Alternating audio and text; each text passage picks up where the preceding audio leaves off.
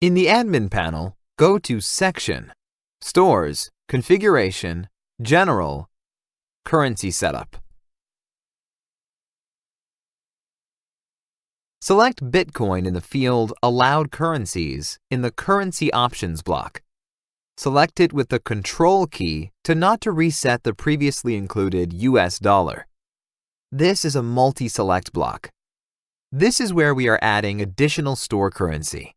Standard mechanism Magento.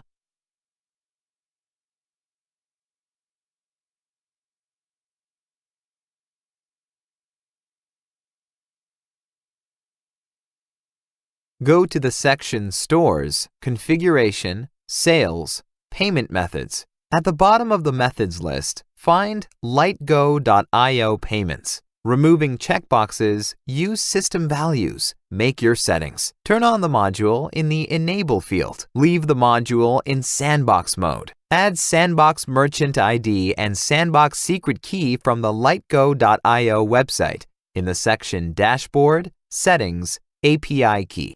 Make sure you take the parameters for testnet. Save settings.